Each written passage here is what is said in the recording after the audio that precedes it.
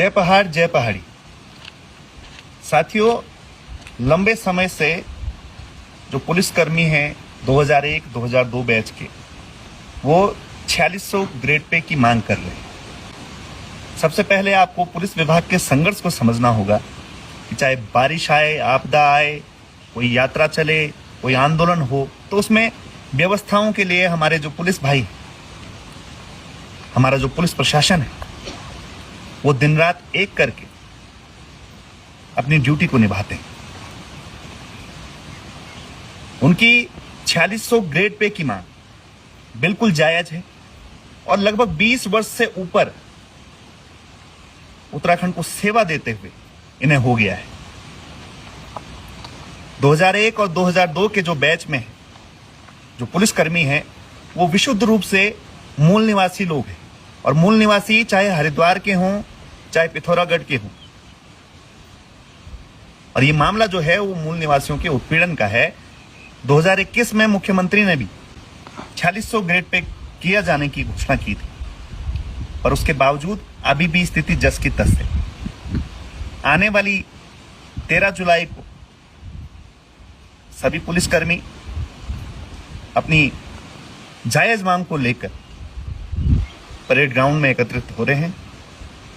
मैं सभी समर्थकों से ये कहता हूं कि आप इनके मनोबल बढ़ाने के लिए, इस आंदोलन को मजबूती देने के लिए जरूर उपस्थित हों।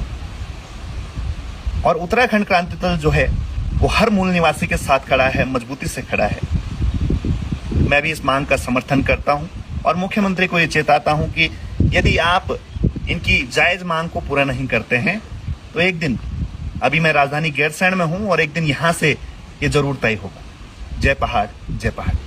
और हमें ये भी पता है कि ये जो राष्ट्रीय दल है लास्ट में इतना भी कर सकते हैं कि आपस में गठबंधन कर दे कि ये नहीं आने चाहिए। बस क्यों? उन्हें पता है ये लोग आएंगे तो पुरानी फाइलें खुलेंगी। जो हमने झेला है, जितने मुकदमे हमने झेले हैं, हमारे लोगों ने प्रताड़ना झेली, उसका सबका हिसाब होगा। जितने भ्रष्टाचारी हैं जेल में जाएंगे तो पूरा पुरजोर लगाएंगे। मैं इसीलिए तो कह रहा हूं, आप संसाधन के मामले में इनसे नहीं जीत सकते। पर आप चुनाव को बाजार क्यों बना रहे हैं? बाजार बनाओगे तो बोली लगाएगा हर कोई अपनी। मुद्दे लेके जाओ तो, संघर्ष करो तो जनता आती है। अगर कोई आज इस प्रदेश में इतनी बड़ी बात बोल दे कि जनता बिकती है, मैं नहीं मानता जनता बिकती है, नहीं मानता हूं। मैंने देखा ही नहीं किसी को बिकते हुए। मेरे साथ कैसे लामबंद हो गए लोग? कुछ व्यवस्था नहीं बनाई हमने, कुछ नहीं किया, केवल मुद्दे समझाए, उन्होंने वोट दिए। इसका मतलब आज तक कोई उनको उनकी भाषा में मतलब जिस तरह से उनको समझाने वाला व्यक्ति नहीं था। जिन लोगों ने संघर्ष किया सड़कों पे, इतनी ऐसी भाषा में समझाया है कि वो कनेक्ट ही नहीं कर पाए जनता के। हमारा समाज वो फ्री राशन में खुश हो रहा है इस समय, और जिसकी जितनी बड़ी समस्या, मैं तो गांव जाके देख रहा हूं, जिसकी जितनी बड़ी समस्या, वो उतना बड़ा राष्ट्रीय दलों का भक्त बन रखा है। जिसके गांव में सड़क भी नहीं है, वो कह रहा है मैं तो और कट्टर हूं। तो रहो, अपनी बर्बादी तक रहो। हमारी एक पीढ़ी ने संघर्ष किया, वो आपके सामने बैठी। अगली पीढ़ी भी संघर्ष करेगी और जय पहाड़ जय पहाड़ी के संकल्प के साथ करेगी। हम लोग एक तरफ पुलिस प्रशासन शराब की दुकान को बचाने के लिए बैरिकेड की तरह जो है खड़ा हो जाता है जब भी शराब के विरोध में आंदोलन होते हैं, लेकिन वहीं दूसरी तरफ पुलिस प्रशासन गांव-गांव जाकर के भांग की जो खेती है उसको नष्ट करने का काम कर रहा है। ये जो दोगला चरित्र उत्तराखंड पुलिस का है वो बेनकाब होना चाहिए, इसलिए क्योंकि एक तरफ आप शराब को बेचने के लिए ऐसा गिरोह आपने तैयार किया हुआ है कि आप शराब माफियाओं पर हाथ डालने से पहले 10 बार सोचते हैं। हालांकि आबकारी नीति बनी हुई है, लेकिन उसके खिलाफ भी शराब माफिया शराब बेचने का काम कर रहे हैं, उन नियमों को ताक में रखते हुए। लेकिन वहीं दूसरी तरफ भांग, जो एक तरीके से पहाड़ के लिए औषधीय पौधा है, पहाड़ में आप किसी के भी घर में यदि जाएंगे तो भांग के दाने आपको अवश्य मिलेंगे, और भांग की चटनी, चाहे वो पुलिसकर्मी हो, अधिकारी हो, या आम व्यक्ति हो, या उत्तराखंड आने वाला टूरिस्ट हो, ये जरूर कहेगा कि भांग की चटनी उसको खानी है। भांग के रेसे से कई सारे पर्स बनते हैं, कपड़े बनते हैं। नेपाल के अंदर आपने देखा होगा कि बहुत सारे उत्पाद उसके भी बनते हैं। लेकिन उत्तराखंड की सरकार राजस्व कमाने का जरिया सिर्फ खड़िया और शराब ही मानती है। अगर इससे थोड़ा सा आगे वो सोचती तो भांग भी एक ऐसा जरिया था, क्योंकि उसके जो कपड़े बहुत महंगे बिकते हैं, तो उससे एक अच्छा राजस्व सरकार कमा सकती थी। भांग के दानों को मार्केट करके अंतर्राष्ट्रीय बाजार में उसको प्रमोट करके जो है एक बहुत अच्छा राजस्व कमा सकती थी, लेकिन सरकार उस तरफ बिल्कुल भी ध्यान नहीं दे रही है। तो ये बहुत बड़ा दुर्भाग्य उत्तराखंड प्रदेश के लिए है। और ये जो दुगल्लापन उत्तराखंड पुलिस का शराब और भांग में है, ये बड़ा दुर्भाग्यपूर्ण है। और इस वीडियो के माध्यम से मैं ये कहना चाहता हूं, उत्तराखंड पुलिस को इस बात को लेकर के शर्म आनी चाहिए। ये जो भांग की खेती को नष्ट करने का आप जो ये प्रोसेस अपना रहे हैं, ये सिर्फ आप अपने स्टार बढ़ाने के लिए अपना रहे हैं। क्योंकि जो भांग के दाने हैं, जो भांग की खेती है, निकोटीन फ्री जो भांग की खेती है, उसके जो लाइसेंस है, या तो आप उस लाइसेंस को लेने की जो प्रोसेस है वो इतनी आसान कर दो कि उत्तराखंड के अंदर एक आम व्यक्ति भी उसको ले ले। निकोटीन फ्री भांग का लाइसेंस लेने के लिए आपने इतनी ज्यादा उसमें नियम कानून बनाए हुए हैं, और डीएम के अप्रूवल से वो लाइसेंस मिल रहे हैं, तो आम आदमी निकोटीन फ्री भांग को कैसे उगाएगा? इसके पीछे भी कहीं ना कहीं आप लोगों की ये प्लानिंग है कि पहले भांग लग जाए, आप दिखावे के लिए कुछ भांग तोड़ दें, काट दें उसको, और जब भांग उपज जाती है तो वो जो चरस है जो वो बनती है, जब भांग कट रही होती है, तो उस दौरान आप क्यों नहीं ऐसा चेकिंग अभियान चलाते हैं कि जिस टाइम पे चरस बन रहा होता है उस टाइम आपको चेकिंग अभियान चलानी चाहिए कि इस भांग से रेसे या दाने बन रहे हैं या फिर चरस भी बन रही है। उस वक्त आपने चेकिंग अभियान चलाना चाहिए, लेकिन आप नहीं चलाएंगे। क्यों? क्योंकि आपने चरस भी पकड़नी है। चरस पकड़ के अगर आप 10 किलो चरस पकड़ते हैं तो आप 8 किलो दिखाते हैं और 2 किलो साइड करके आप उसको अपने आमदनी का साधन बनाते हैं। ये मैं नहीं कह रहा हूं, ये बहुत सारे केस डिस्ट्रिक्ट कोर्ट में भी लगे हैं और हाई कोर्ट में भी लगे हैं, जहां ये साफ और स्पष्ट पता लगता है जांच के बाद जब ये केस चलते हैं। और दूसरा, जब आप चरस पकड़ते हैं, चरस की खेप पकड़ते हैं किलो किलो में, तो आपके 2 स्टार जो है 3 स्टार हो जाते हैं। तो इसके पीछे भी जो ये चरस गांव गांव में बन रही है, उसके पीछे भी जो सबसे बड़ी जो जिम्मेदार है वो उत्तराखंड पुलिस है। और इस वीडियो के माध्यम से मैं उत्तराखंड पुलिस के इस दोहरे चरित्र को समझने के लिए सरकार से और हमारे जो लोग हैं उत्तराखंड के, उनको कहना चाहता हूं कि ये दोहरा चरित्र, ये दुगल्ला चरित्र उत्तराखंड पुलिस का है और इसको बेनकाब किया जाना बहुत ज्यादा जरूरी है। अरे एक डाक देनी थी हमारो भूल भी दे सकन जो डाक, पर डाक देने लायक भी नहीं समझा। तुम पहाड़ियों को बोला गया तुम्हारा रोजगार मनरेगा है, 250 रुपए में ढूंढ फोड़ा। वन विभाग और एनजीटी, ये दोनों के दोनों अगर किसी गांव में सड़क पहुंचानी हो तो इनके हजारों नियम आ जाते हैं। वो ग्रामीण मजबूरी में प्लान कर जाते हैं, लेकिन उनके गांव में सड़क नहीं आती है।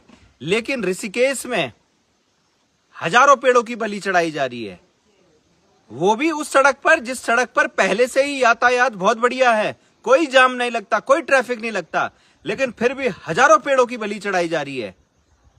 कहां है ये एनजीटी वाले, कहां है वन विभाग वाले? एक गांव में सड़क पहुंचाने के लिए आप ग्रामीणों को इतना परेशान करते हो, लेकिन यहां पर हजारों पेड़ काटे जा रहे हैं। कहां है आपके नियम? अरे इन वनों को बचाने के लिए हमारे पूर्वजों ने क्या कुछ नहीं किया। चिपको आंदोलन जैसे प्रयास किए, दिन रात एक करके ये पेड़ लगाए हुए हैं, और तुम्हारे इस छोटे से घटिया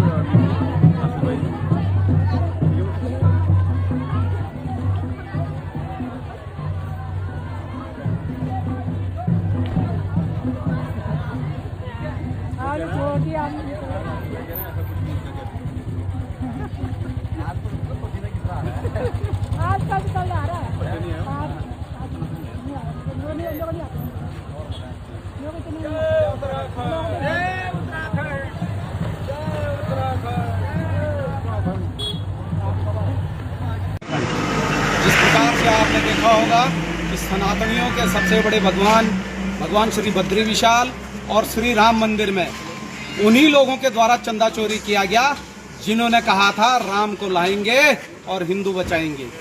ये बहुत बड़ी विडंबना है।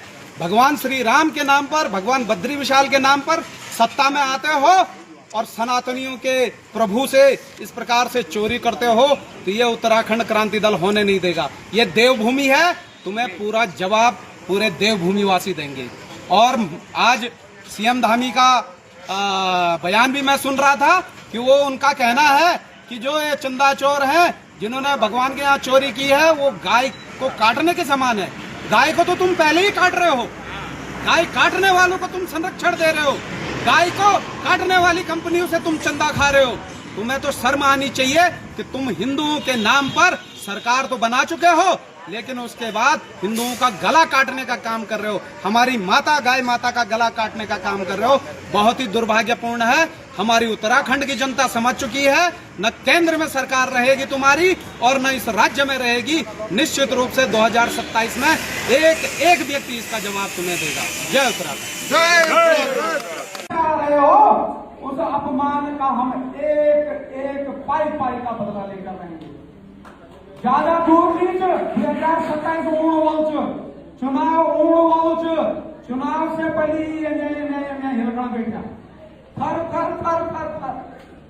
देखी वजह या जनता जो आज जागरूक होगी, जो वास्तविक रूप से समझनी कि ये उत्तराखंडो भलो सिर्फ और सिर्फ उत्तराखंड क्रांति दल भलो जो कलावन शहादत देनी अपनो बलिदान देनी हमारी मातृशक्ति में अपनो आन बान सब होई तेका बाद यो राज्य हमो मिली आज तो की खुद जैसा योगी करी छ बहुत दुख हो।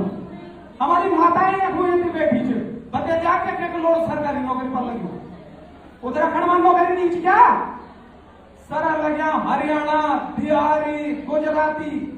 अरे हम झकमनो पैदा हुए देवभूमि में है रोजगार भेड़ू अरे डंडा हमू भेड़ा लोग बोला गाली हमू जोड़ा और सम्मान ही बोला यो वो सम्मान तो हम डंडू होने ठीक कला और जब हम सत्ता में एक बार सत्ता में होला तो योगी डंडा परेड पूरी नहीं कराई तो हमारे भी नाम उत्तराखंड क्रांति दल। आप लोगों बहुत धन्यवाद। ये मैं कई लोग भोंकते रहो सोशल मीडिया पर यो से हमको कोई फर्क नहीं पड़ना।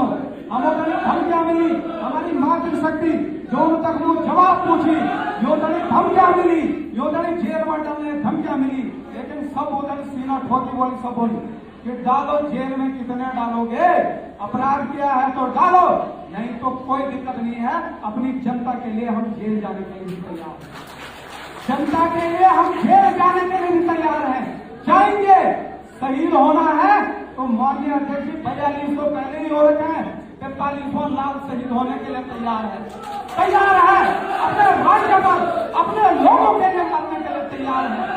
आप लोगों आभार, बहुत खुशी हुए और आपका भेजी हमारा माननीय के डिमरी जी बहुत बहुत धन्यवाद भेजी कि जो आपन आस्था जताई अपनी क्षेत्रीय दल पर आस्था जताई ये पार्टी में होनो जो सौभाग्य आपको स्वागत करना सौभाग्य हमको मिली। आपको बहुत बहुत आभारी, बहुत बहुत धन्यवाद। हमारे बीच में भाजपा संगठन बैठे माननीय पांडे जी भी आए आज और मैं अनुरोध करूँ थोड़ा सा समय तो बहुत कम है, लेकिन मैं संचालक महोदय से अनुरोध करूँ सिर्फ 20 शब्द तो का छोड़ा हम नहीं बोला वो बतौला कि भाजपा संगठन ये राज्य कथा तुम्हारा घात करी राम मंदिर आमों पर घर में अक्षतर पैसा लेना कक्ष से पैसा आज से स्थिति हमारे बद्री केदारे कक्ष सुख चंदा कक्ष हमारे लोगों श्रद्धा सिप्योड बड़ा बड़ा है सिप्योड हम यहाँ फोड़ा कि यो के आने वाली पीढ़ी भी याद धली कि हमारे सब कुछ बारे में हम पहाड़ी लोग सब कुछ छीन लिया, लेकिन हमारे देव भक्तों अगर खिलवाड़ कला तो तुम्हारा हम जड़ तक नाश कर दियो ना। मैं अनुरोध करूं भैजी कि दुई शब्द आप जरूर अपनो बतौला कि भाजपा संगठन का कुठाराघात हमारे बद्रीनाथ विधानसभा में करियो। बहुत बहुत धन्यवाद, बहुत बहुत आभार।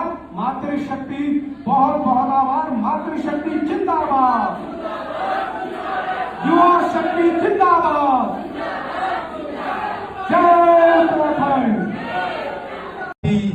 महानगर देहरादून के माननीय अध्यक्ष छोटे भाई प्रवीण रमोला जी, हमारे दल के वरिष्ठ नेता और निरंतर रूप से इस दल को अपनी सेवाएं देते हुए अपने पूरा समय दल में बिताते हुए हमारे बद्रीनाथ विधानसभा से आते हैं माननीय हमारे भट्ट जी, हमारे दल के राज्य आंदोलनकारी बड़े भाई हमारे माननीय उपाध्याय जी, हमारे बीच में दल के पूर्व कार्यकारी अध्यक्ष हमारे बड़े भाई माननीय व्यास जी, हमारे बीच में हमारे दल के वरिष्ठ नेता और माननीय उपाध्यक्ष बड़े भाई बहादुर सिंह रावत जी, और इस दल को जो सबसे मजबूत कड़ी हमारे दल में है और वर्तमान में जो हमारे दल के माननीय केंद्रीय महामंत्री संगठन हमारे बड़े भाई काला जी, और साथ ही आज का जो सौभाग्यपूर्ण दिन हमें प्राप्त हुआ है इसके रूप में हमारे बड़े भाई जो माननीय विजय रावत जी हमारे बीच में जुड़े हैं, और साथ ही बद्रीनाथ विधानसभा से मेरी स्वयं विधानसभा है, मेरी विधानसभा से हमारे बड़े भाई डॉक्टर सौम्या चौधरी जी, और यहाँ पर उपस्थित हमारे सभी वरिष्ठ नेतागण, महिला शक्ति और मेरे युवा साथियों, सबसे पहले आप सभी लोगों का इस कार्यक्रम में मैं तहे दिल से हार्दिक रूप से धन्यवाद और आभार प्रकट करना चाहता हूं कि आप लोगों ने अपना अमूल्य समय हमें यहां पर दिया और इस दल को आगे बढ़ाने में निरंतर रूप से कार्य किया। मैं अपने छोटे भाई राजू पहाड़ी जी का भी बहुत बहुत आभार प्रकट करना चाहता हूं कि आपने एक मजबूत कड़ी को इस दल में जोड़कर निश्चित रूप से युवाओं की एक फौज को उत्तराखंड क्रांति दल को देने का प्रयास किया है। मैं आपका बहुत बहुत आभारी हूँ। साथ ही मैं बद्रीनाथ विधानसभा से अपने भाई गिरीश नेगी जी का भी बहुत बहुत आभारी हूँ कि निश्चित रूप से इतने मजबूत व्यक्ति को जो हर रूप में सामाजिक क्षेत्र से लेकर और क्षेत्र में युवाओं के बीच में जिनकी एक बहुत बड़ी पकड़ है, ऐसे शख्स सौम्य चौधरी जी को हमारे बीच में लाए। मैं आपका भी बहुत बहुत आभारी हूँ। और साथ ही साथियों, आज के मंच से सिर्फ यही अनुरोध आप लोगों से रहेगा कि ये जो युवा शक्ति है ये इतनी ताकतवर होती है कि देखिए, एक समूह में जब हम काम करना शुरू करेंगे तो निश्चित रूप से हमारा जो मकसद आने वाला 2027 का है वो हमें जरूर मिलेगा। हमें ऐसे लोगों को मजबूत क्षेत्र में बनाना है, चाहे हमारे रावत जी जैसे हों, चाहे हमारे सौम्य भाई जी जैसे हों, जो निरंतर रूप से एक मन में, देखिए जिसके पास संसाधन सारे होते हैं उनके पास बड़ी बड़ी पार्टियां भी होती है और निश्चित रूप से उन्होंने इनसे जरूर एक बार अप्रोच तो किया ही होगा, लेकिन जिसके दिल में इस राज्य के प्रति और इस युवा ताकत के प्रति एक अच्छी सोच हो, वो निश्चित रूप से उत्तराखंड क्रांति दल का दामन उन्होंने थामा है। मैं आप लोगों को धन्यवाद देना चाहता हूं कि आप लोग अपनी उस सोच से इस दल को भी बहुत ऊपर तक पहुंचाएंगे। एक बार पुनः बहुत बहुत आभार, बहुत बहुत धन्यवाद। और निश्चित रूप से जहां पर हम युवाओं की आपको जरूरत पड़ेगी इस दल में, निश्चित रूप से हम आपके साथ कंधे से कंधे मिलाकर चलने के लिए तैयार हैं। साथ ही अपने भाई माननीय महामंत्री राजेंद्र ऋषि जी का भी आभार प्रकट करना चाहता हूं कि आप निरंतर रूप से ऐसे कार्यक्रमों को बहुत अच्छी तरीके से आयोजन करते हैं। हमारे बड़े भाई माननीय गोड़ाई जी भी निरंतर रूप से कार्यक्रमों को सफल बनाने के लिए बहुत अच्छा मंच संचालन भी करते हैं और कार्यक्रमों को सफल बनाने के लिए मैं देख रहा हूँ 2-4 दिनों से काफी मशक्कत भी कर रहे हैं। मैं आपका भी बहुत बहुत आभारी हूँ कि आप लोगों ने इस प्रकार से बहुत अच्छे कार्यक्रमों का आयोजन किया है। और ज्यादा मैं कहते हुए मैं अपनी वाणी को यहीं पर समाप्त करता हूँ। जय उत्तराखंड।